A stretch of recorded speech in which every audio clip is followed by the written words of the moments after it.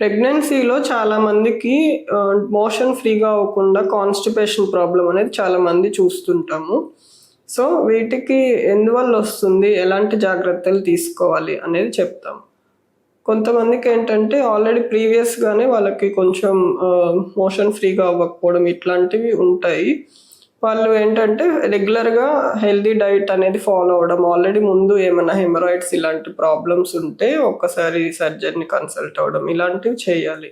అలా కాకుండా ప్రెగ్నెన్సీలోనే ఎందుకు ఎక్కువ అవుతుందంటే, ఒకటి ప్రెగ్నెన్సీలో డెవలప్ అయ్యే నార్మల్ ప్రొజెస్ట్రాన్ హార్మోన్ వల్ల స్ఫింక్టర్స్ అనేటివి కాంట్రాక్ట్ అయ్యి, అంటే దాంట్లో ఇంటెస్టైన్స్‌లో ఉండేటివి మొటిలిటీ అనేది తగ్గుతుందనమాట. దీనివల్ల వాళ్ళు కొంచెం కాన్‌స్టిపేషన్ అనేది బాగా చూస్తూ ఉంటాం.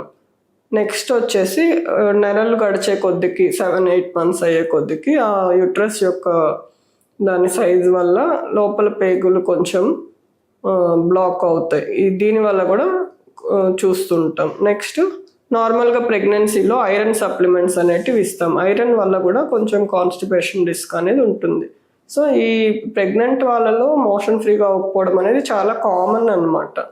దీనికి ఎటువంటి జాగ్రత్తలు తీసుకోవాలి అనేది చూద్దాం. ఫస్ట్ డైట్‌తో చూసుకోవాలి. డైట్‌తో ఫైబర్ రిచ్ డైట్, అంటే అన్ని రకాలైన వెజిటేబుల్స్ తీసుకోవాలి. నెక్స్ట్ అన్ని జ్యూసెస్ లాగా కాకుండా హోల్ ఫ్రూట్స్ కానీ, వెజిటేబుల్స్ అంటే లెంటిల్స్ లాంటివి ఎక్కువగా బీన్స్, చిక్కుడుకాయలు, ఆకుకూరలు, డేట్స్, ఇంకా ఓట్స్ ఇలాంటివన్నీ హై ఫైబర్ ఉన్న ఫుడ్ తీసుకోవాలి. దాంతోపాటు ఒక హాఫ్ అన్ అవర్ వాళ్ళకి ఏమి రెస్ట్రిక్షన్స్ లేవు, ఏమి హై రిస్క్ ప్రెగ్నెన్సీ కాదు అనుకుంటే డైలీ కొంచెం ఒక హాఫ్ అన్ అవర్ వాకింగ్ అట్లా చేయాలి. దాంతోపాటు చాలామంది వాటర్ రెస్ట్రిక్ట్ చేయమని చుట్టుపక్కల వాళ్ళు చెప్తుంటారు. కాకపోతే ఎప్పుడు కూడా ప్రెగ్నెంట్ వాళ్ళలో వాటర్ అనేది, హైడ్రేషన్ అనేది చాలా ఇంపార్టెంట్ అనమాట.